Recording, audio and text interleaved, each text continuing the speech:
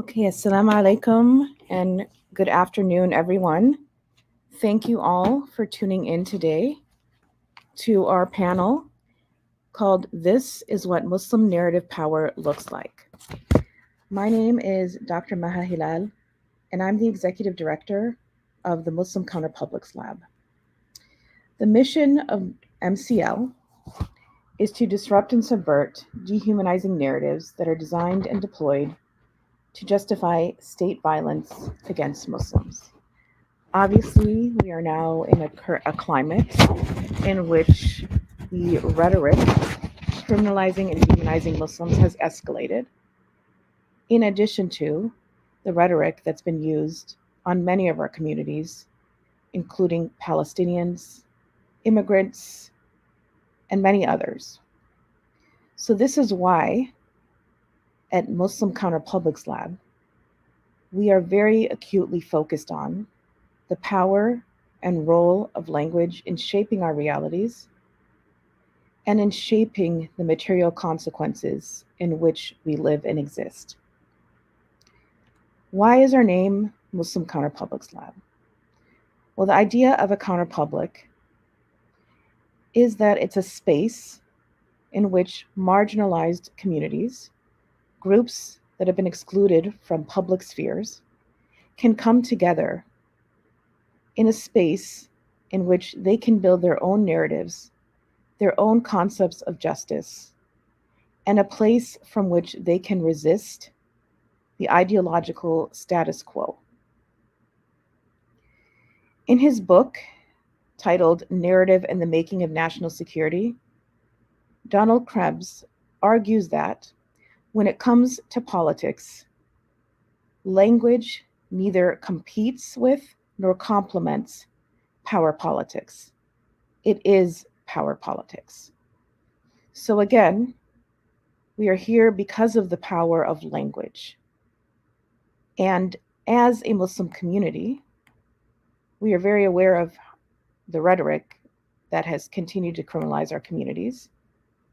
And while we seek to deconstruct and combat this violent rhetoric, we also seek to build alternative narratives, ones in which we can present our lives in as full a way as possible without responding to or reiterating the dominant narratives.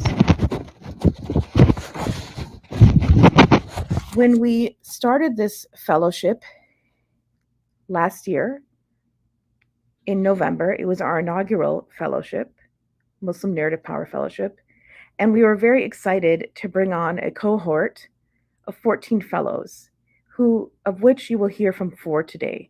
They're incredible, incredible organizers, activists, writers, poets, narrative changers, and we're so honored and happy to have them with us and speak to you today. And I'm sure, as I have been, you will be impressed and honored to hear their words. Because when we think about how it is that we're going to create a new rhetorical space to center the justice, dignity, and humanity of Muslims, you will see from this panel today that these are the individuals that are leading precisely that work. So I'm going to hand it over to my colleague and friend, Sanaa Ansari-Khan, who is the director of the Digital Spaces Project at Muslim Counterpublics Lab. And in her role as the director of the Digital Spaces Project, she works to ensure digital spaces are equally accessible to Muslims sharing their narratives. She's a Washington, D.C. based attorney who has worked on Muslim civil rights and digital rights at several nonprofit advocacy organizations over the last 2 decades, including CARE, Muslim Advocates, and Lawyers Committee for Civil Rights Under Law. So I'm going to welcome and bring up Sanat to the stage, and she will take it from here. Hi everyone, Assalamu alaikum. Thank you, Maha, for that introduction. I'm very happy to be here today to introduce Muslim Counterpublics Lab's amazing narrative fellows for this year, 2024. I'm going to start by introducing our fellows, and then they will be coming and joining us on the stage. First, we have Mikail Khan. He is a they are a Bangladeshi transmasculine Muslim media maker, communication specialist, writer, organizer, and film curator living between Dhaka and New York City. Mikail is invested in advocating for the liberation of trans and gender expansive people of color through an abolitionist perspective. Their creative pursuits are driven by interrogations on gender, queerness, geography, and religion, and they organize with various transnational groups to counter Brahminism, Islamophobia, transphobia, and white supremacy. You can see Mikhail's work at shadashar.com, and I think we're going to have the link put up here. It'll be available shortly. And they wrote a piece recently called A Call for South Asians in the Imperial Court to Challenge the Fascism in Their Homelands. Next, we have Roshni Ahmed. She grew up in an Indian Muslim immigrant household in New York and has a background in international studies and sociology. Roshni is currently based in Houston, Texas. Her experiences include community organizing and advocacy on issues related to immigrant justice, gender-based violence, and against Islamophobia. Roshni also enjoys dance, poetry, and exploring new food places in her free time. Roshni recently published an article on truthout.org. That link will also be available for everybody shortly.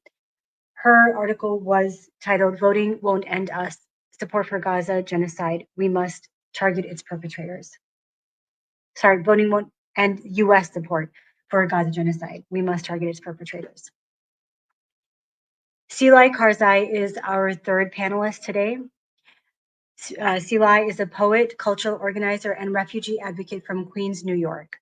A member of the Afghan American Artists and Writers Association, Seelai's work has appeared in the Massachusetts Review, Northwest Review, as well as in the anthology New Moons, Contemporary Writing by North American Muslims, edited by Kazim Ali and published by Red Hen Press. Seelai is co-editor with Sahar Muradi of Writing Afghan Lives Beyond the Forever War, an anthology of writing from Afghanistan and its diaspora.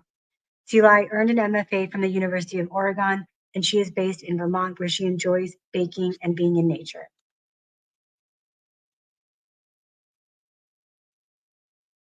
So now we will have the panelists please come to the stage, and then we can start our questions. We have 6 questions in total, and then we will be allowing for an audience Q&A. Okay, I see that our 4th panelist was we are grateful to have Rashida join us today. I believe that there may have been some technical issues. Rashida, I believe you're in North Carolina, is that correct? Yes. Welcome everyone, good to be here. Let me give a short introduction for Rashida as well. Rashida James-Saadiya serves as the director of the Muslim Power Building Project, a dedicated community resource training and capacity building space designed for new and emerging organizers. As an independent scholar and cultural organizer, Rashida employs the art of storytelling to bridge the gap between memory, history, and pressing social issues of our time. Her scholarly and community-focused efforts are wide-ranging, encompassing sociology, social justice, and religious studies as a means to confront and tackle gender inequality, urban displacement, carcerality, and systemic racism. Rashida's ongoing project, Betraying the Spectacle, explores the constructs of race and the pivotal role of cultural memory, spirituality, and placemaking within the Black Muslim women in the American South. Rashida's latest piece can be seen as prismreports.org, The Full Cost of Resilience. And again, those links will be made available to everybody watching. Again, I want to thank everybody for watching us here today and attending this very important panel that we're going to be having on building narrative power. So, hi everybody. Thank you. And we're going to get started with question number 1. And I will go ahead and ask, all of you, you went through this fellowship program through Muslim Counterpublics Lab. And so as Muslim Americans in the narrative space, what does narrative power mean to you? And, how do you think that we can build Muslim narrative power? How does narrative power help change the material conditions that Muslims face?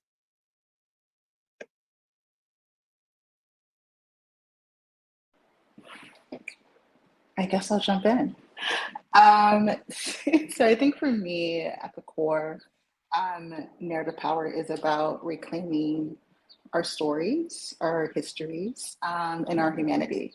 In the context of this conversation for Muslim American communities, I think ultimately it's about reclaiming the microphone that has often been used against us, and taking that microphone and defining ourselves, sort of utilizing various platforms to redefine in the public discourse or public square how Islam is viewed, how Muslims are viewed, and to really lay down the history, the very long history of what Muslims have contributed to this country and this society, and what they continue to contribute and what they will contribute to its future. I think if we look back at the long history of alternative media that's been created by Black and Brown communities, they're really powerful examples that have been left for us, of folks who were really clear about this sort of connection between polarizing narratives and our lived realities. That ultimately, if you continue to tell the same story, whether it's true or false, it becomes embedded in our psyche. And often we overlook the importance of narratives, but really at the core, we are all made of stories, stories that have been passed down to us, things that have been sort of told to us in the media. And again, whether those things are false or true or in between, and also like the stories that are just missing, that we need to go back and reclaim. And so I feel like if we look at the history of alternative media, folks were really clear on the reality that these narratives ultimately create racial and gender hierarchies, give folks permission to create war, right, and genocide, and ultimately utilizing language to create this sort of belief of whose life has value, and in essence, who can be legally removed or killed to keep us all safe. And all of these things sort of started this notion of storytelling. And so I think in a matter of like increasing Muslim narrative power and also remembering the importance of it, is that we need to sort of situate ourselves in the reality that it's important for us to share our victories. It's important for us to share our dreams. It's important for us to talk about the many oppressive systems that are impacting us.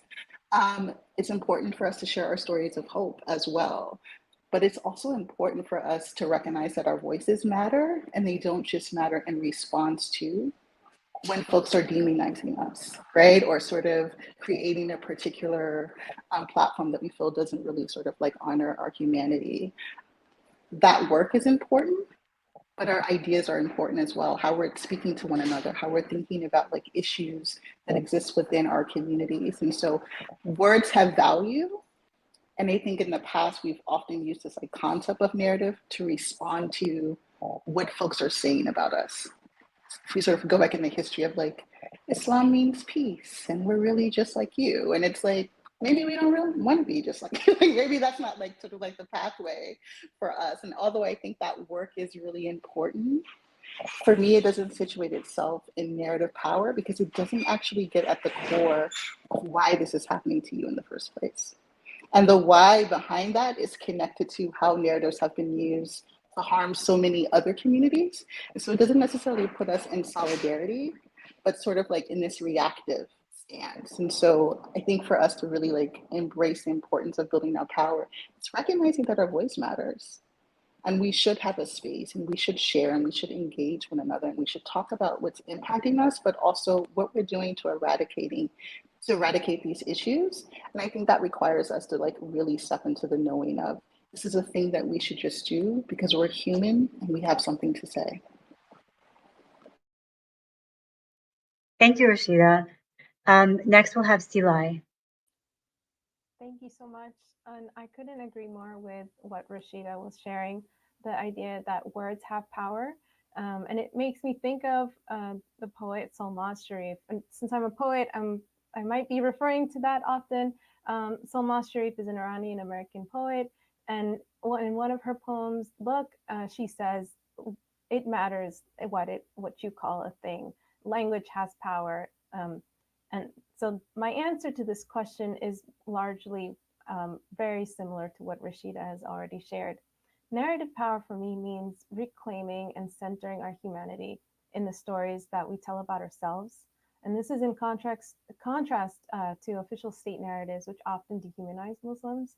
And this process, as my colleagues have already shared, this process allows the state to subjugate Muslim populations to violence, to genocide, to forced displacement. And it's with the support of a complacency that's embedded in society.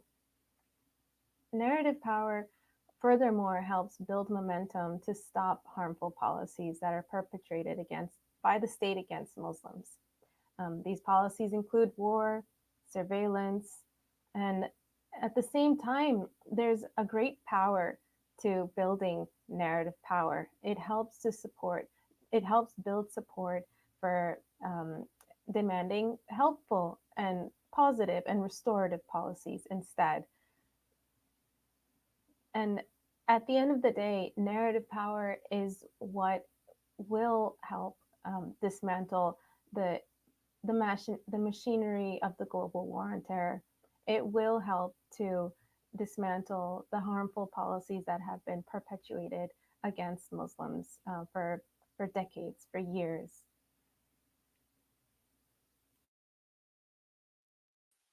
Thank you so much, Seelai. Next, we'll have Mikail. Hi, everyone. Thank you, Sana, for all the lovely introductions of our panelists. I think, yeah, I mean, I'm going to echo Seelai and Rashida in a lot of ways. But I think for me also, like narrative power, how I came into it, I think it just comes through a large lineage or a long lineage of resilience.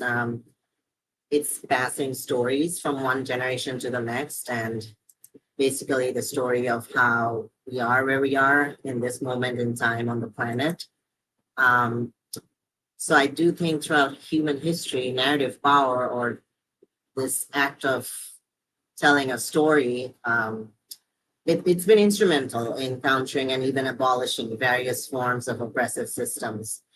And for me, narrative power means to even examine and unearth, the various contradictions that we exist in our societies we live in, whether it's in our bodies, relationships, and specifically the machinery that Seelai referred to, like how can we continue participating in this late stage capitalism while holding true that, again, so many contradictions exist within the very institutions that we're participating in, right? So I think narrative power means, reckoning with the contradictions that we're seeing today as we're watching various genocides unfold throughout the world. But I think in terms of just the reclamation aspect of narrative power, I do think it is a political project in and of itself, where I think a lot of self-determination of marginalized communities happen through narrative power, and the larger Muslim community is no exception. And in terms of changing the material conditions that Muslims face, I believe it's imperative for us to build alternate narratives that will allow us to regain our bodily autonomy and to basically chart a path beyond the damaging confines of Islamophobia and the hateful rhetoric that's again fueling the war machine and the militarization of our communities. So, and I also personally think narrative power should allow Muslims to dream, because I don't think we're granted the ability to dream. So, and I think for us internally within the Muslim community, I think there's a lot of unlearning that also needs to happen of what is deemed to be markers of Muslim success in this dunya, which is whether it's the accumulation of wealth and how can we redistribute it as zakat, but we're not really doing it on a large scale. And then also like maybe thinking through again the contradictions of what it means to have a Muslim cop in the police or military apparatus. So I think just assessing those questions and is part of what building a political project such as Muslim narrative power means in my context. Thank you, Mikail. Next, we'll have Roshni. Thank you, Sanaa. Yeah, and really appreciate everyone here, and super thankful to be in this space and the work put in to organize us together.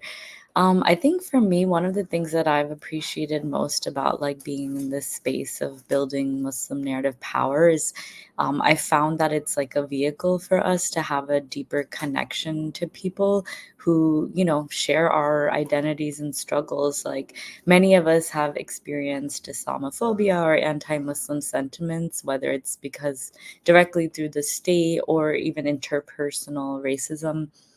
And these experiences are very alienating sometimes and, you know, puzzling. So I feel like when we are like talking to each other, we can actually like unsurface and get to like the root cause of these issues and think about, okay, what has been like the decades long stereotyping and dehumanization of Muslims that's allowed this like level of racism to like reach the height that it has. And the systems of capitalism and profitability that everyone's kind of sort of made reference to that benefit from, you know, these dynamics. And now they're embedded also in so many of the policies, whether it's like surveillance, as we talked about, or detention, deportation that has happened on a larger scale since the establishment of the Department of Homeland Security, and the immense violence, you know, happening all over. And we're like reminded that each of these things aren't happening in isolation. They're like patterns that are meant to demoralize us, to like break our resilience, to push back. But I feel like using writing as a tool in our narrative power, we can like connect these create like more connections and connect the dots kind of between what's happening within Muslim communities but also beyond, and support each other, you know, to create a better world where all of us feel safe, including our Muslim communities. And I think one tangible example right in front of us is Muslim Counterpublics Lab. They've done so much work to like humanize the individuals and experiences of like the men who have been detained at Guantanamo Bay, and even setting up this like survivors fund for them. So it's showing us that like as we mold narratives to like shed light on the injustices that have happened to people, we're also like saying like this is why it's important to like materially support them in their recovery from this violence. And I hope that's like a blueprint that we can continue to like build and expand on together. Thank you, Roshni. These were all excellent insights from our amazing fellows from this year. And so I want to kind of build on this conversation that we started, you know, moving away from, you know, how you guys are kind of navigating yourselves in this space and what Muslim narrative power means to you.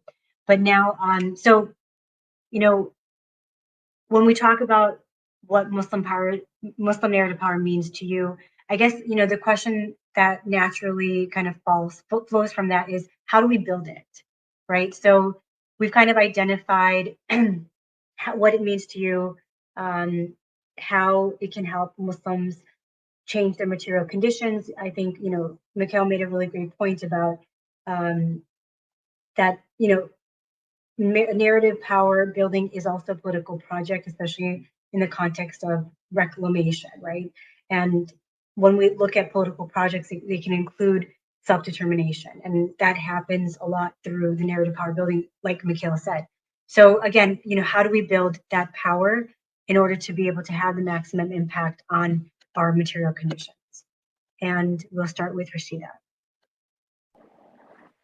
Sure. I think for me there are two parts. Although Muslim communities globally have a very long history, a very long and beautiful history of art. I don't really feel like we have centered that as much in the US amongst Muslim communities. Like, unless we're having events and you need a poet or a drummer or a singer. And so I think like we really need to think more deeply about like, how are we investing in us? How are we investing in art initiatives? How are we investing in programs and organizations like the Muslim Counterpublics Lab? How are we creating our own platforms? We're no longer existing in a space where narratives can be sort of created about us and we don't have the tools to respond. We have so many tools to create space for our own thinking and ideas, and how we view the world and what systems we are working towards dismantling. And so I feel first and foremost, it is about sort of thinking more deeply about how do we invest? And I think that that requires us to be uncomfortable a bit. There have been so many generations in which, although there was alternative media, people really were sort of like stuck in this space of being talked about and not really having the reach to get their response or their stories or their experience out into the world. And I think luckily that has shifted so much for us, but the question becomes like, how do we use these tools? And how are we investing in writers and artists and thinkers within our communities to create that space? And again, not as a response solely to what's impacting us, but as a way to step more deeply into our responsibility. I think one of the portions that's really important to me about narrative power is that I think it requires you to be responsible. It actually requires you to step into the importance of being aware and studying and learning and taking what you know and sharing that with other folks and inviting them to do the same, that it ultimately creates a space of co-learning. If we really are centering the stories of impacted people, then that requires us to think more deeply, not just about like, how do we get this narrative out into the world or how do we tell this story, but what's the responsibility that comes after that? Because often these stories require us to live a bit differently. You know, as it's sort of been mentioned around, like, how do we sort of think about our adjacency to power and wealth in this country? Are we solely concerned with what's happening to Muslim American communities? Or are we like connecting our experience to other impacted and repressed communities? What do we ultimately want to contribute to the United States of America or the project of the United States of America? And I think that these are things that we need space and time to really sit with. Like, it's one thing to sort of name amazing and powerful thinkers and organizers and artists who are Muslim, who are no longer physically with us, and what they were thinking and how they contributed to the world. But like, what's our narrative right now? What's our strategy? How do we see ourselves politically? What are we attempting to dismantle? But more importantly, like, are we holding space to think and dream together about what we want to build? And are we willing to invite other people into that process? And so I feel like ultimately it is investment. That if we know polarizing stories and narratives are impacting us in every way, politically, economically, impacting our safety, and a host of other things, then we have to consistently ask ourselves, what is the overall or the generational impact of stories being told about you when we are not the storyteller? You know, there's a harm in that that's consistently happening generation after generation. And I don't think our power is lost, but if we're really going to reclaim it and center it, it requires us to invest in each other, and to really believe ultimately that words have power, they have value, and there's something beautiful about us working things out to come together. I think that was one of the really beautiful things about this cohort, that we all have different lived realities, but there are also these really complicated and beautiful and messy ways in which those experiences interconnect. And so what happens when we're able to share that? What happens when we're encouraging each other to put these narratives out into the world? And so are we ready to invest in ourselves? But more importantly, I think, as I said earlier, like, are we at a place where we recognize that our voices have value?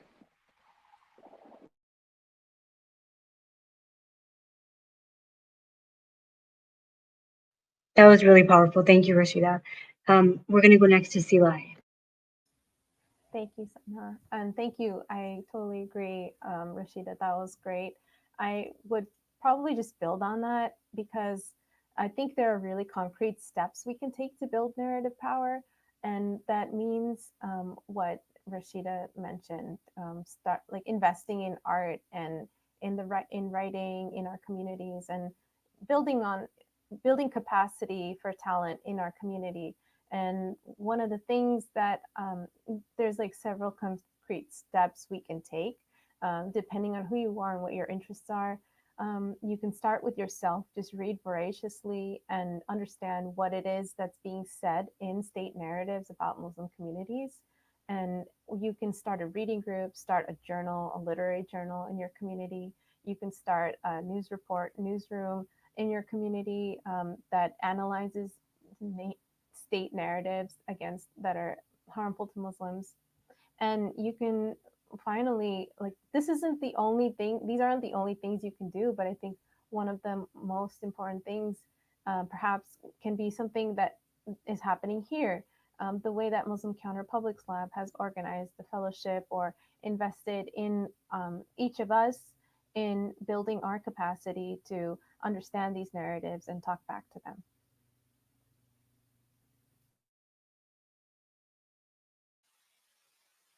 Wonderful, Seelai. Thank you. Mikail?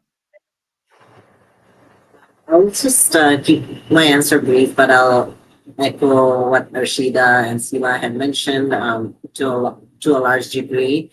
I'm more interested in building Muslim narrative power within our own community, like on an internal basis, because I think it's really important for us to have some actionable steps we can take in the real world. And it's sort of like building the we model instead of sort of a me model. Because I think a lot of Muslim communities, they're sort of siloed, or like they have different streams of thought or like political consciousness operating. So I think it's really right now, I think the key part of Muslim narrative power building it really needs to understand that we're all kind of bound together simply by virtue of existing on this planet. So I think that commitment to one another really needs to be at the heart of what we are deeming to be Muslim narrative powers. And we kind of need to move away from operating in these very disparate and siloed communities with different thought processes. Obviously, there's different sets of opinions and consciousness, but I think the fact that we're scattered is what's causing so much backlash against us.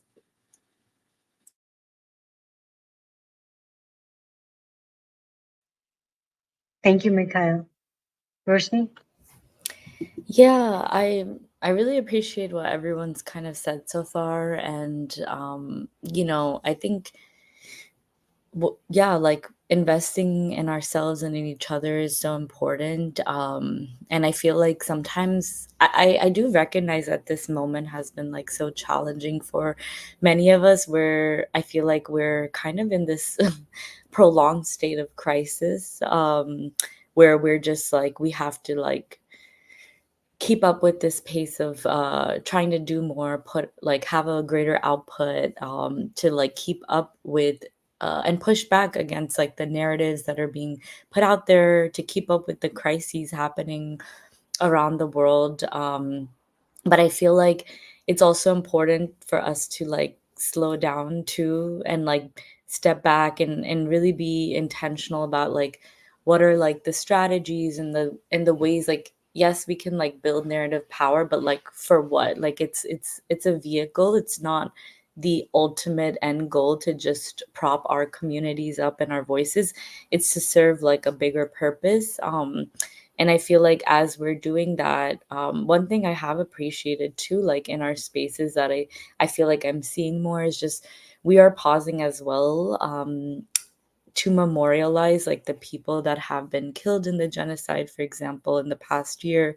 Because as we like build our power, it's like important to also center the dreams and the hopes and the lives of like the people that we have lost. And I think it helps us like, stay focused and remember like, who we're fighting for, and why we need to keep going, like who are the people we need to keep the struggle going for.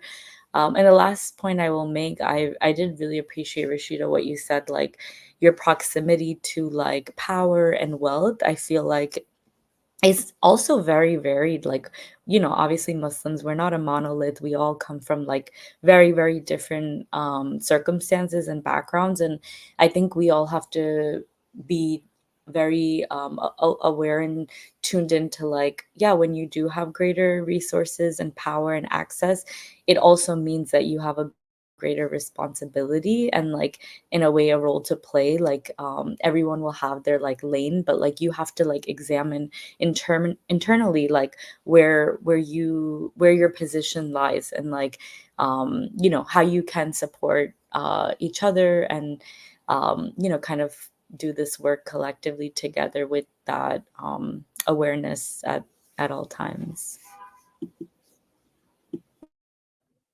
Thank you, Roshni.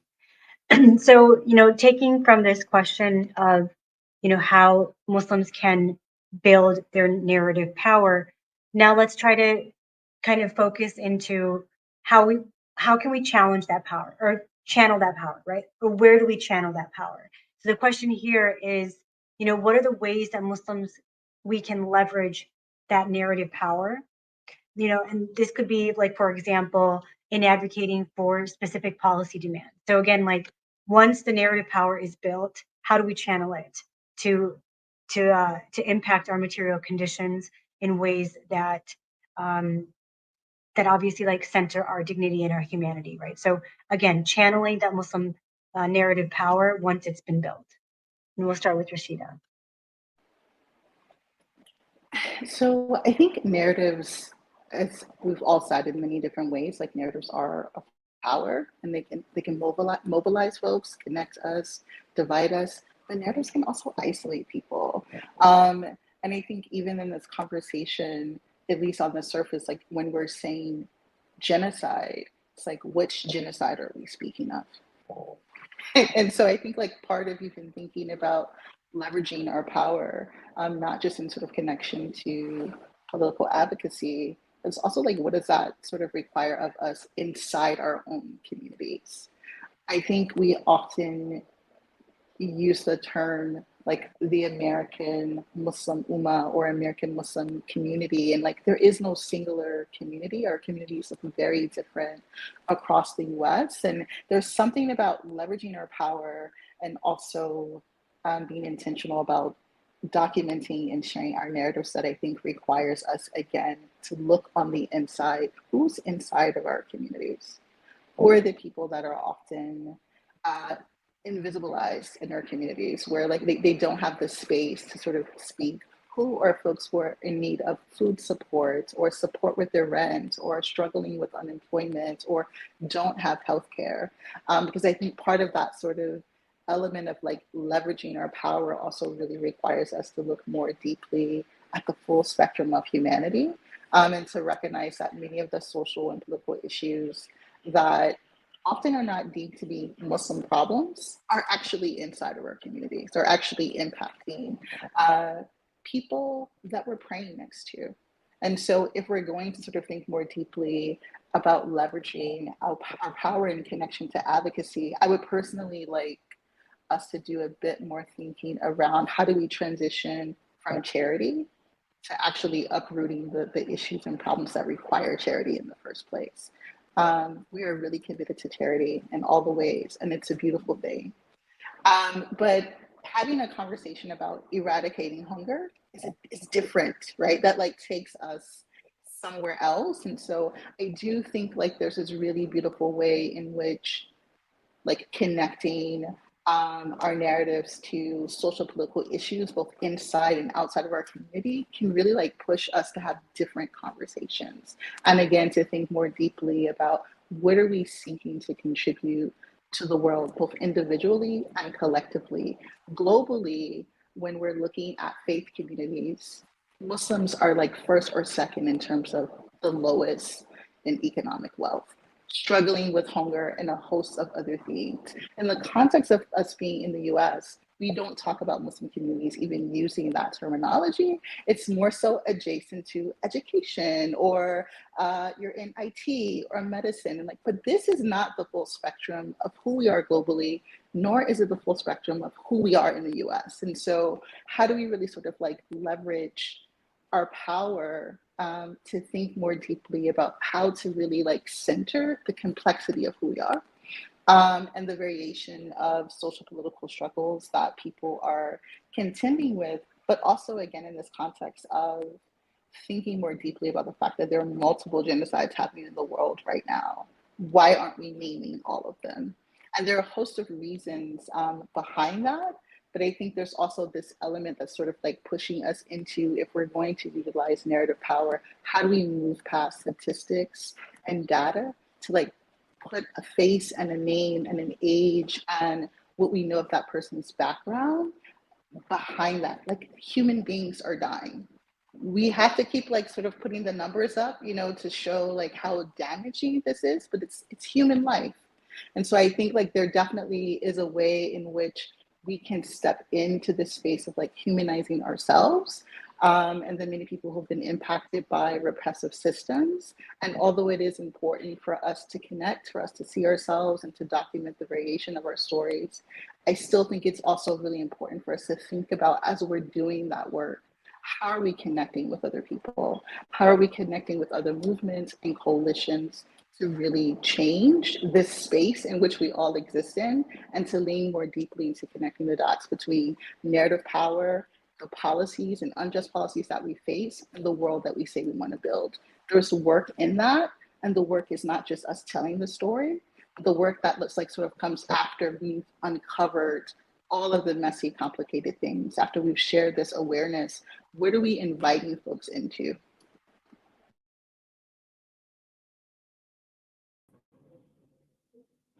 Thank you for that, Rashida. Next, we'll have Seelai. Thank you. And thank you so much, Rashida, for that insightful answer. My response is a little bit different, but although I do definitely agree that the building society from these fundamental questions is important. I think that there are other ways. Rashida, you mentioned like global narratives and other kinds of narratives that we mentioned a little bit earlier in the conversation. And what I want to mention is there are specific policies at work from the US federal government that have contributed to harmful violence and detrimental impacts against different Muslim communities abroad outside of the United States and here in various diasporas. So what I mean is we can leverage Muslim narrative power by acknowledging and unraveling those harmful narratives that are embedded in current policies. So because my work most recently had to do with refugee policy and advocating for certain pieces of legislation in the federal government, such as the Afghan Adjustment Act, which would provide a pathway for the nearly 80,000 Afghans that had been evacuated from Afghanistan in 2021 after the US NATO withdrawal, which on the outside has closed the war in Afghanistan, but it's not really over. So one way to leverage Muslim narrative power would be to advocate for supporting the end of the 2001 authorization for use of military force, or the AUMF, that led to the war in Afghanistan. This is a legal policy that is still in effect today. And it allows for agencies such as the Pentagon, the Department of Defense, to do indiscriminate drone strikes and bombings outside of the public purview. Having said that, leveraging Muslim narrative power would also mean calling for an end to the US drone strike program and other covert operations that have indiscriminately murdered thousands, if not millions, of people in Afghanistan, Iraq, Yemen, Somalia, and Pakistan, and other areas.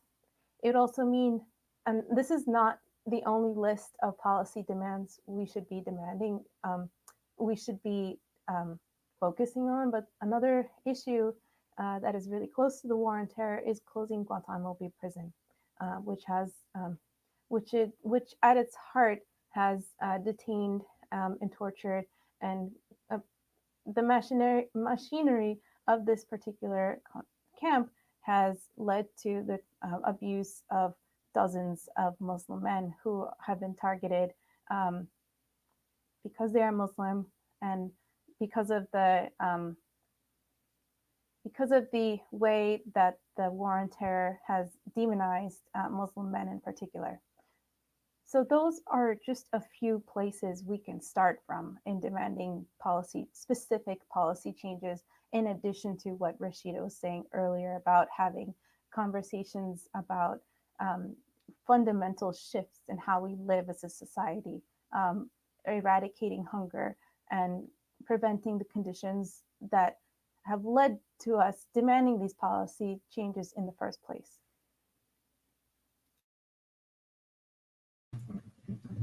Thank you, Seelai. Mikail?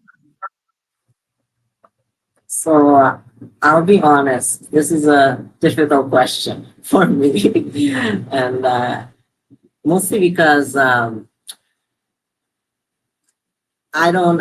personally don't believe as much in policy level work. For me, I think prior to any policies or large scale infrastructure changing, I think there needs to be so much internal work done in the Muslim community, and not just Muslim, but I'm talking about all faith-based communities, because I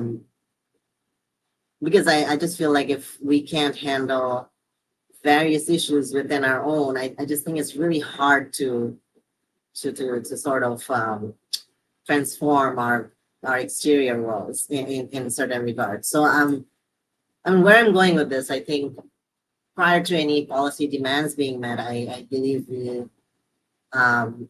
need to collectivize ourselves as a Muslim community who can actually work and hold one another across various differences. And that's been one of the very challenging aspects in furthering a lot of policy work, not just for Muslim communities. I'm trying to speak or just observing of all faith-based work, but and for me, personally, I think it happens, through deepening the relational skills in our communities, and then channeling, again, all forms of Muslim narrative power building, or all forms of protests are sort of like channeling your grief into what a new world could look like. So, and I really liked Rashida's point about humanizing ourselves, and what does that mean when we leverage Muslim narrative power within our own circles,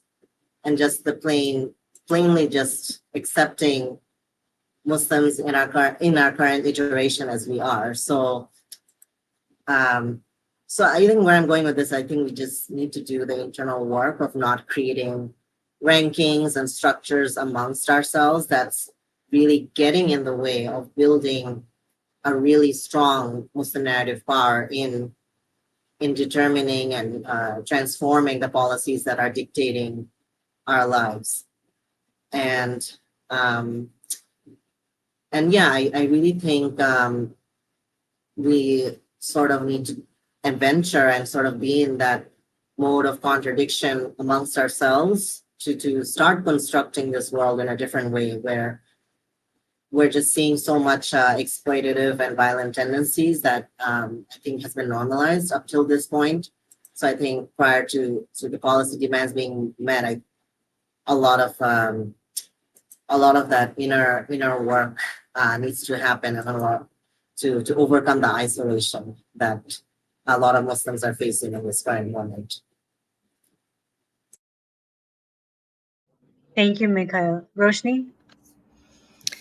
Yeah, Yeah, no, Mikhail, I really appreciate you bringing that in, because as much as in like we have these like um kind of like top level or macro level work in tandem, like we have to be holding like, you know, our electeds and corporations accountable, but also holding our own communities and each other accountable, like doing the work in our spaces.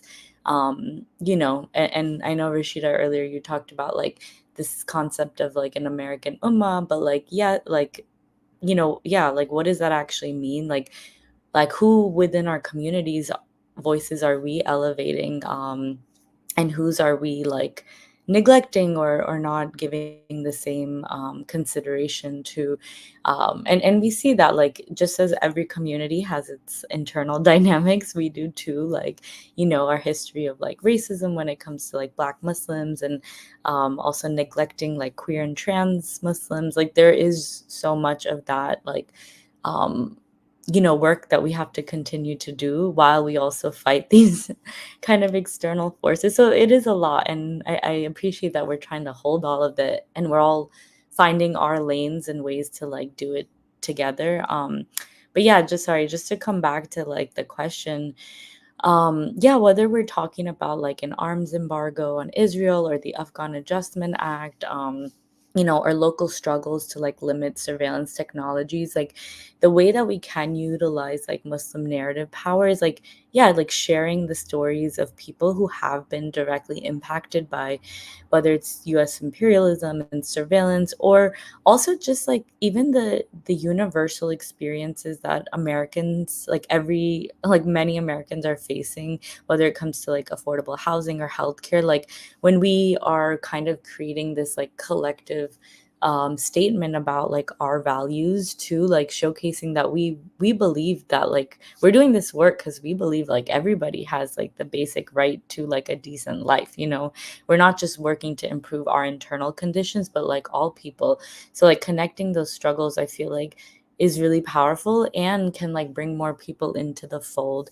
I know maybe some folks have also seen this like circulating, like this info circulating online about how like the same day that FEMA, like the Federal Emergency Management Agency, like part of the Department of Homeland Security, had like the shortfall about $9 billion for the hurricane Helen recovery, is the same day that the US gave like $8.7 billion in weapons to Israel. And so like I feel like people have been doing a really powerful job in like pointing out these like really awful like examples of, you know, not only have our leaders failed like Palestinians, Arabs, Muslims by like supporting the most inhumane atrocities, but at the same time they're like barely providing basic emergency support, you know, during this disaster in North Carolina, Tennessee, Florida, and Georgia.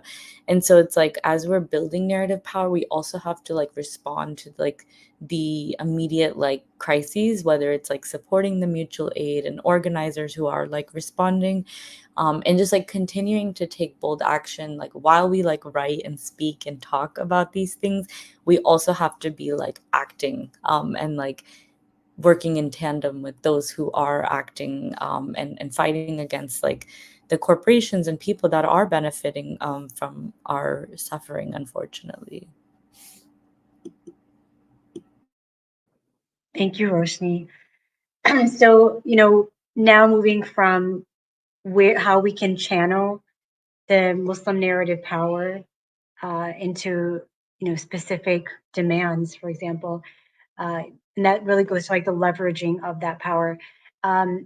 We've been seeing, you know, over the past few months, a crackdown on, for example, student protesters and increasing levels of censorship, whether that be in the media or even on social media, right?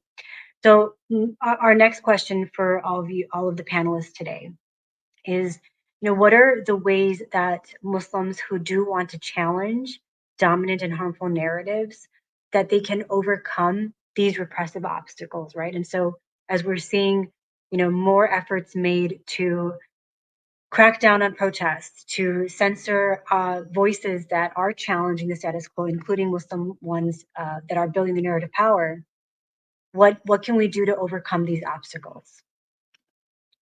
Rashida? This is such a layered question. I'm going to say find ways to sustainably be consistent. Um, there's something about this moment in many ways that is reminding me of how folks were learning to navigate during the pandemic. There were so many ways in which people had to like learn to lean in again to their humanness and who is your neighbor and do you know your neighbor, right? And who are the people in your community that may need extra support, or folks creating like pods to check in with one another, or pods that had agreements around like we're sort of like safe so we can like still get together, or we can create a book club online, or we can continue to study or send each other gifts. Like there are these things that we tend to do in the moment of a crisis that when the crisis is over, we think we no longer need it. And so once we all went back outside, somehow we no longer needed mutual aid frameworks. We no longer needed to check in on folks, or to support the elders in our community, or to remember that there are people who are lonely and would really appreciate a visit. And so there's been this really, despite sort of like these crackdowns and various forms of censorship, there also has been this really beautiful way in which people have been creating community through organizing, in which folks have been creating encampments to have history lessons, right? Or descendants and like consistent supporters of like the Black Panthers movement, like feeding protesters. And so this like consistent connection between the past and the present, and like what we're hoping for, what we're working towards in the future. And there's so many students who are just sort of like over and over again saying, this is a really horrible situation, but I've actually like never felt like I've been in community like this before. And there's something about this moment, like I don't want us to be sort of like challenged with this. I no longer want the loss of life. And so I think like sustainable consistency is what's coming up for me, because there is so much learning, cross learning and sharing and advocacy and protest and really creative ways in which people are finding to still get the word out, right? To still say, today we're protesting. Today we're not going to work, right? Or here are the organizations or businesses that you should not support, and here's why. And if you didn't know that this country was giving so much to Israel, here's the full report on that, right? Like there are many ways in which we all learn and which we receive information. And I feel like young folks in particular have been doing an amazing job at like just touching all of those things. And so for me, it's not just this moment, but I guess I'm thinking about whatever it looks like when we've transcended this moment. How do we like hold on to the importance of, we still need to share. We still need to like know what's going on. We still need to know what our tax dollars are supporting, right? We still need to know the many ways in which this country is enacting harm globally and within the US. We still need to show up for one another. And like the showing up, unfortunately, I think in the context of state-sanctioned violence in the US and also global violence supported by the US, it's often unfortunately us showing up when people are dying. And like that method is failing us. That method is failing us. And so for me, I feel like people have been finding really creative ways to go around the crackdowns and around sort of like the censorship. Unfortunately, folks have lost their jobs. They've been suspended from school. People have lost their student visas, right? And I think there's also something about this that isn't about should people be involved, but also I think this like moment of connecting the past and the present, where speaking out always comes with a risk. And we have to think about that. I think especially when we're sort of like organizing as a collective, if someone is writing something, is it safe for them to put their name on it, right? If someone is going to be on their microphone or in the front line, because the consequences for each of us are different. And who's going to be most impacted, and like how do we protect folks, and like how do we still amplify what's happening and what we need, and how we can support folks, but also in a way that is consistent and sustainable to our mental, spiritual, and physical well-being, because people are also exhausted. And so I think that exhaustion, right, is also a remembrance of the importance that if we can, and like inshallah we can, that we don't do this work in silos, that we don't do it alone, and that we sort of have a collective or a community or some form of coalition that we can extend ourselves to and be a part of to get that support as we're doing this very complicated work.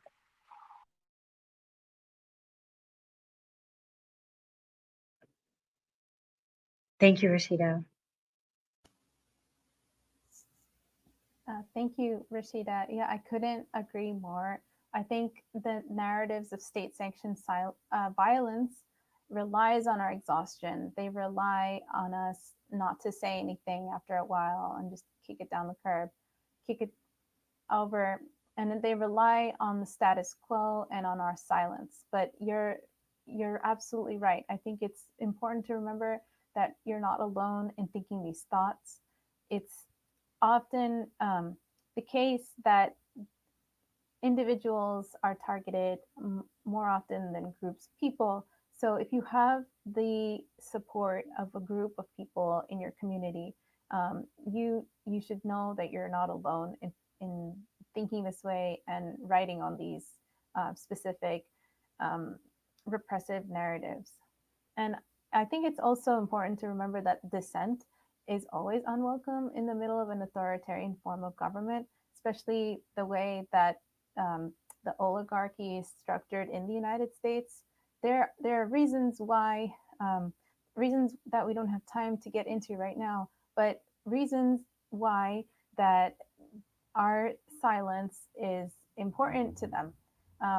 There are powerful structures, powerful capitalist structures at work that rely on our silence. So find ways to make connections in your own community and know that you're not alone. And I think it's also important to remain calm as possible in these moments, because there have been instances, there have been moments where the depiction or the image of an irrational or so-called uncivilized Muslim means they might be prone to violence or things like that, and that's a harmful image, harmful narrative that has its structures, has its beliefs centering on the inherent, the so-called inherent violence in Muslim communities. This we see manifest in things like the Center for Prevention Programs and Partnerships in the Department of Homeland Security. We see this manifested in Islamophobic legislation, such as the USA Patriot Act that was made into law in 2001. I say all of these to remind us that this kind of behavior, this kind of repression and surveillance of our challenging the status quo has been an ongoing action, and it relies on our silence. So we cannot afford to be silent, but we have to do it. We have to speak the truth in ways that is safe for us.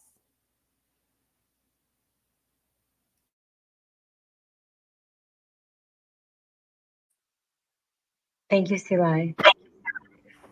I think Mikail.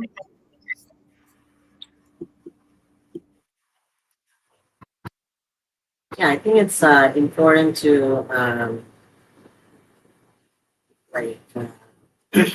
look through how student uprisings or student power has really escalated in the last few years, more so even recently, or even the power of young people, I would say. Just from where I'm currently at in Bangladesh, we've seen young people, especially the Gen Z here in Bangladesh, how they've transformed the ways that we've also seen mobilizations occur in this country. And just want to draw out Seelai's point, how a lot of how silence is a very tactical tool used by authoritarian regimes because, there's various mechanisms here at play, the army, then different battalion forces here that have been instrumental in keeping just general citizens um, and causing a lot of enforced disappearances here throughout Bangladesh for anyone who spoke up against the Awami League regime, which I believe if folks saw the news, what started as a series of protests around just job quotas in the government, it turned in.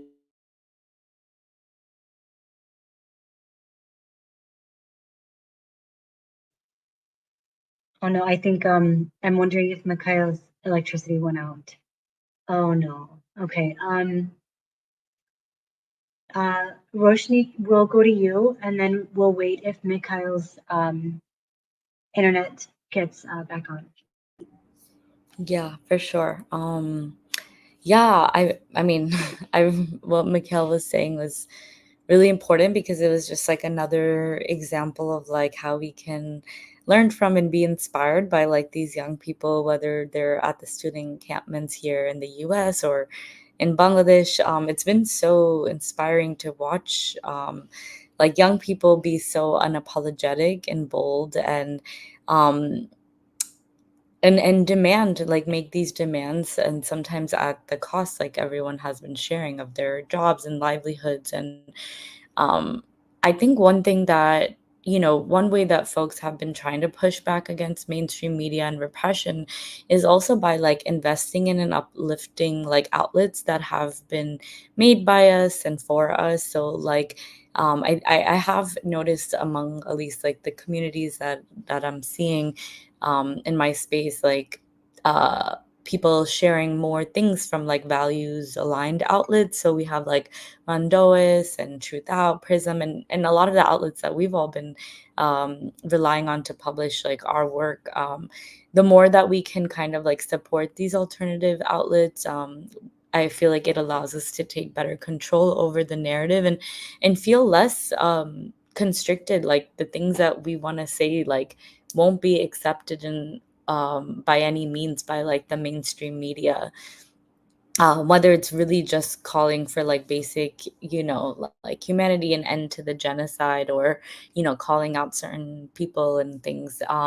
But I think there's also a level of like discomfort and risk that we do have to acknowledge. It is kind of inevitable.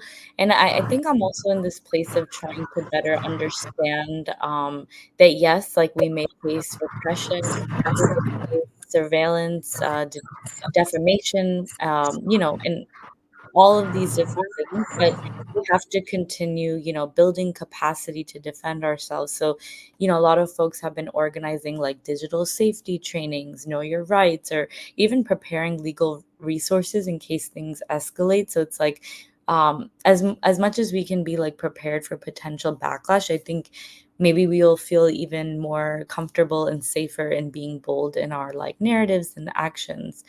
Um, yeah, and so I want to turn it back to Mikhail to be able to finish what they were sharing. Hi, sorry, folks. My electricity went out. It's connected to my cell phone. So yeah, I mean, I was mentioning how like the series of protests around job quotas here in Bangladesh turned into a broader movement that led to Prime Minister Sheikh Hasina basically fleeing the country. We've also seen similar demands from students in the United States with the university encampments demanding for divestment from producing Israel with weapons and just the massive billions of dollars that the current administration is providing Israel with. So I think a way Muslims can challenge harmful narratives surrounding student power would be not to fall into complacency. I think I was mentioning Seelai's point about how silence is a powerful tactical tool and repressing and just refashioning how we are even engaging with our societal spheres. So I think we need to keep maintaining our endurance even within our own just spheres of influence and just our own daily writing practices. Even I would say keep taking risks, no matter how small. And basically, I mean, all of this is furthering and the annihilation of the repressive state regimes that we're living under. Some regimes might be more overtly authoritarian, but some of the more insidious ones tend to be like hovering again behind closed doors. And I think obviously the United States is one of the crucial pilots of how they're continuously abusing their power at these universities. So, I mean, I'll just finish up by saying I think Muslim narrative power should be interrogating what university or educational authorities really mean by keeping the peace in these institutional settings. What does really peace mean in this context? And really, who does it end up serving? So Muslim narrative power would be a practice of asking questions continuously while also not posing oneself as a sole authority, because we have, again, multiple avenues of how we can approach, again, the political project of building Muslim narrative power. Thank you, Mikail. I think lastly, we have, we're coming up to our final question. And that is, one of the goals of Muslim Counterpublics Lab's Muslim Narrative Power Fellowship was to support fellows producing an op-ed or other narrative shifting piece. So can all of our panelists today, please each of you tell us about your work, the work that you have done to shift narratives through your written piece, and how the Muslim Narrative Power Fellowship impacted you and shaped your narrative work to help you reach your goals. And we can start with Rashida. Sure. One of the things that I really loved about this experience, which I didn't necessarily expect, is that we weren't just sort of coming together for several months and co-learning, but there also was this there was an intentionality around, I'm going to walk with you every step of the way until you actually get these words out into the world. And I think like that, there's such a beauty and power in that, on the importance of community, but it wasn't sort of like an element that I was expecting. That just feels really important to lift up, although there are really amazing individual platforms and folks who sort of like come together as a collective, especially in this moment, that would like identify as like journalism movement platforms who are intentional about like sort of truth telling and centering narratives from those who are most impacted. It still is very challenging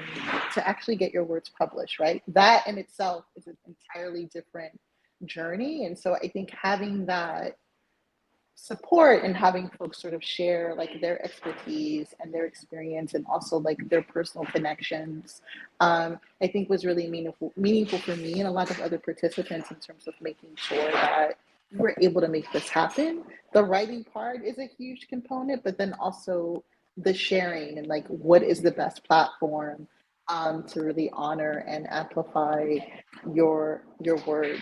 The piece that I ultimately created at the end of this cohort was the sort of like exploration into the negative impacts of resilience, or how this is just ultimately just like a requirement almost for Black and Brown folks, this idea that we're going to build a new world on our resilience. And resilience comes at a cost. And it actually is extremely damaging. And something about this moment, but also our experience in the fellowship, kept sort of sending me back to this word resilience. I think just sort of going through the history of how polarizing narratives have been used, the many speakers that joined us and facilitators from both in the US and outside of the US, just like sort of consistently examining how narratives have been utilized to harm communities. And this way, I think, even as was just mentioned, like, it's important wisdom, but even the sort of complexity of having to sit in being impacted by harm, but not showing anger, right? Being impacted by violence, but like not showing that too much, because if you show that too much, then you feed into this particular perception of you or your community or your group, and then that comes with its own consequences. And so there's always this sort of like navigating, trying to eradicate a thing that is trying to harm and kill you at the same time. And there is no perfect way to do that. We're all figuring that out, unfortunately. But I think in the context of thinking about how do we use this as a tool to honor ourselves and to honor our humanity and our dignity and who we are and what we want to see in the world, that this has been for me a really invaluable moment and time in my life of knowing that I'm not walking that path by myself. But there are other folks who are also trying to figure that out. There are other folks who also desire that and are encouraging me to write and to share my narrative, and like I'm encouraging them as well. And I don't feel that we entered a space that was a fellowship and like it ended. That we entered a space and we created community. And now, like I think as we've shared earlier, like our commitment has to be to consistently nurture that community, to know that we don't have to do this work alone.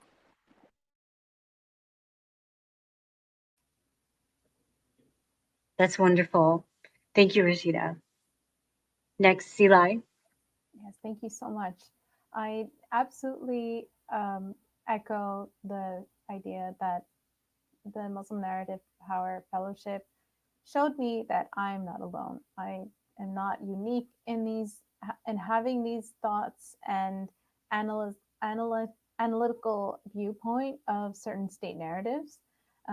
The fellowship really helped me form language around describing the horrors of state-sanctioned violence against Muslim communities, Muslims at large, abroad, outside of the United States. Specifically in the context of my work, it gave me the language, it gave me the structure to find language that describes what are some of the particular harms that have been perpetrated against Afghans in particular, because it this is I hope that this panel shows how difficult this work can be sometimes.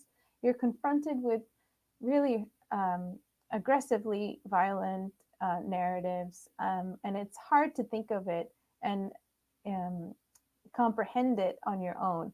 But when you're in a group of people who think and see the world in a similar way to you, it helps so much. So that's one of the ways, at least two of the ways that the fellowship have impacted me in a positive way, and it has helped me reach my goal of finding and writing language to describe some of the harms that have been perpetrated against my community. This has been an ongoing issue, but one of the policies that has been an ongoing question in the federal government has been the question of asylum and the narrative around securing the border, whether it's the northern border with Canada or the southern border with Mexico. And there's so many things I can say about this right now, but in the interest of time, I'll just mention that the border has always been a place where people have crossed. It's just a site of people crossing. And so the securitization of the border, the criminalizing and viewing people who seek asylum and refugee status as somehow harmful and detrimental, those have been the pieces that were difficult to write about. And this fellowship helped provide structure and analytical tools and a framework to discuss them in a way that really honors those who have been impacted by these policies. So going forward, I hope that like Rashida said, we build on this community and continue writing towards those kinds of narratives.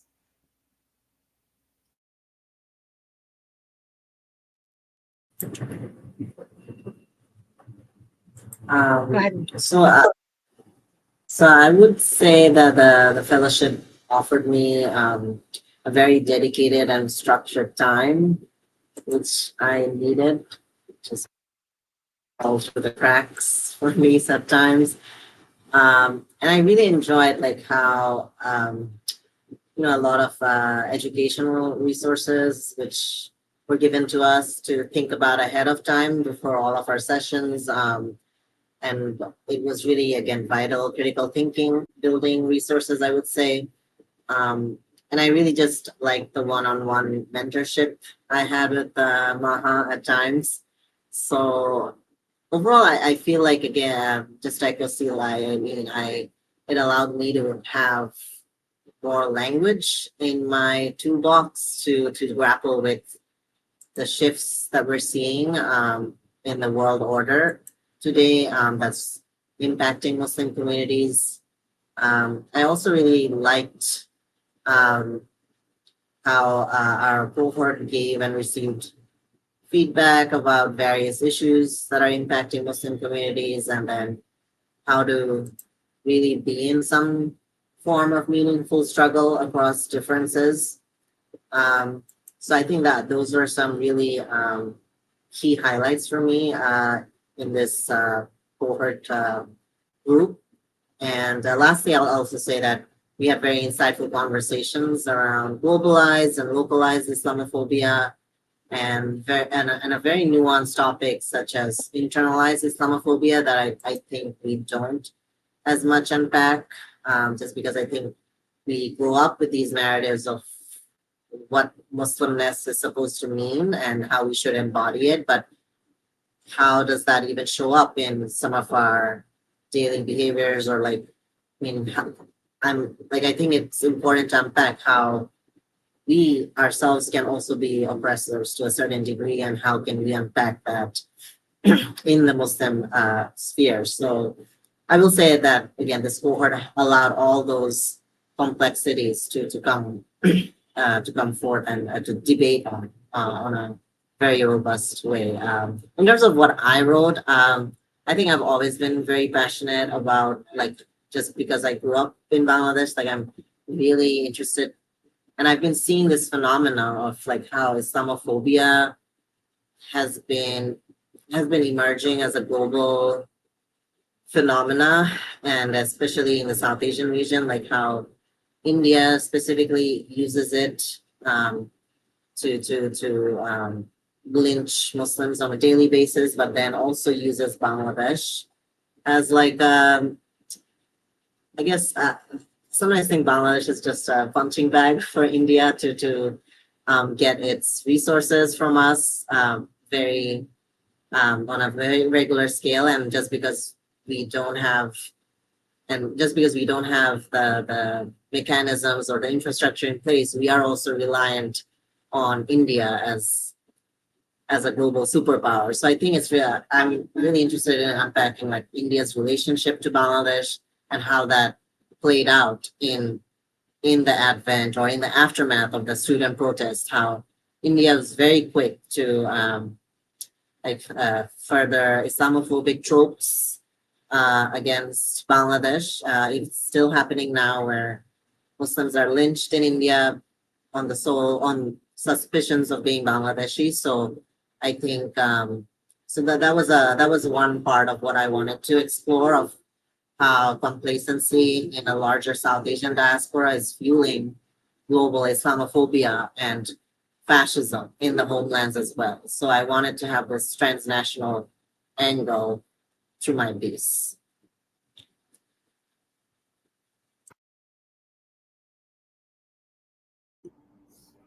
Thanks, Mikhail, and everyone for sharing. Yeah, I just want to echo like a lot of gratitude to Maha, MCL, Sana, Nada, who was part of like organizing our fellowship, and it, like everyone said, I feel like at the end of the day, like we can do all this like learning, talking, unpacking, but it's really like about the relationships and the connections and the camaraderie, because yeah, like everyone said, this moment has been so there's been a lot of like grief and sadness and isolation, and just having that space to like be like, yeah, like, you know, if, to feel safe, to feel like, okay, like we can come together, talk about these things. And I think Maha mentioned this at the beginning, but one of the things I loved, you know, that we first talked about in our early trainings is like, you know, we're not crafting messaging to further like these assumptions or stereotypes about Muslims, but we want to be the ones to establish it. So it's like, instead of just coming on the defense and saying, you know, I'm Muslim and here's why I'm not a terrorist, or I come from a peaceful religion, but rather showing like, actually, like, I'm Muslim and here are the reasons that mainstream media has portrayed Muslims as the other or the enemy. Like, we know it comes from Islamophobia. We know it comes from the profitability of like waging war domestically and elsewhere. But yeah, so it's I've been really grateful to have these like different perspectives and lens, and the narratives that, you know, I was trying to combat in some of the pieces like that I've written recently was understanding that like finding hope and courage in our individual and community like power. It's like, yes, like folks are so focused on like the elections, for example, but like we know, like regardless of the outcome, like none of those people are going to save us or protect us or be the ones to stop violence against us. We are the ones who have to do that. Like each of us has a role to play, and I hope that like what people can take away is like, no matter what that role is, it could be small, it could be big, it could be checking in on your neighbors. Like that's part of the work. Like part of the work is like us taking care of each other, talking about these things, and just like working together to like find like alternatives for this mess that we're kind of all in together collectively, and then find ways to do this. So just very grateful for this like space and all of the work that's been put in, and Maha's leadership and support and mentorship in making this happen.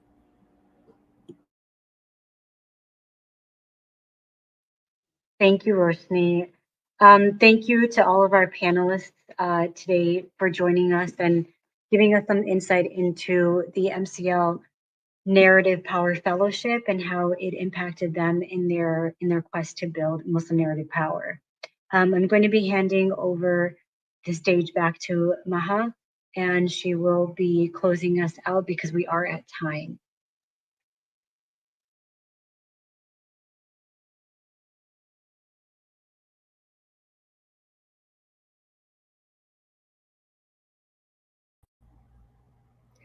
Thank you all so much for your words of wisdom, sharing your perspectives and work on narratives. I'm sure for anyone who has been listening during this time, you are as impressed as I have been and continue to be with Rashida, Seelai, Roshni, and Mikail.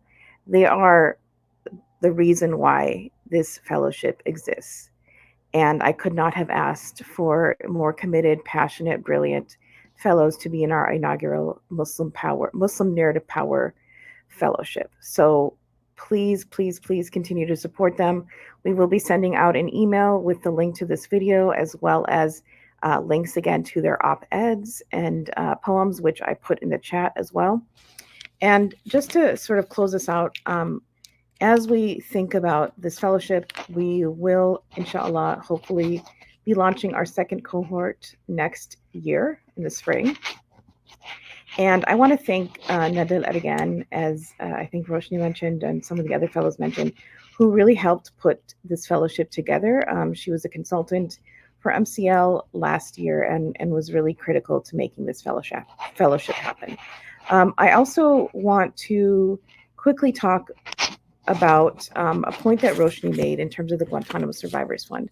And I'm bringing that up now because when we think about the work of MCL, one of the ways we look at the power and role of language is through the impact that it has on people who've been victimized in the war on terror. And so when we think about actual material consequences, the victims of the war on terror, prisoners of the war on terror, have continued to struggle the most because they are impacted by the rhetoric that has demonized and criminalized them.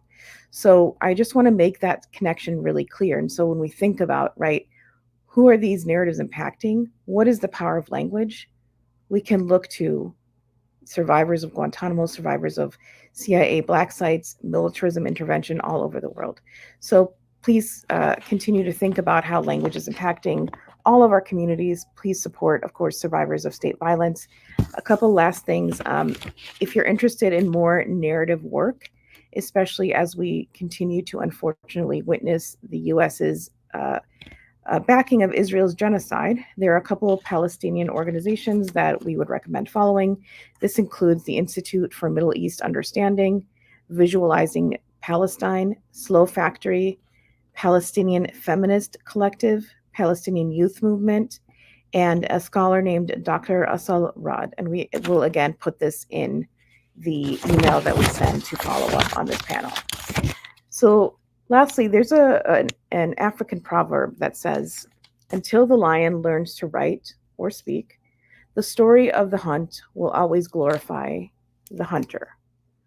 And so I leave you with those words, this proverb today, because at MCL, this is the work we are passionate about. We are passionate about reconstructing, shifting, and creating alternative narratives where Muslims can exist in their full humanity, dignity, and with respect. And as we continue to witness the violence of the state, nothing could be more crucial than pushing back, challenging, resisting, and building a new rhetorical future where Muslims can have equal rights and dignity. Thank you all so much for tuning in this afternoon. And please, again, follow our panelists, look at their work. We'll be sending an email, and we hope to hear from you and keep engaging with you with our future activities at MCL. Thank you.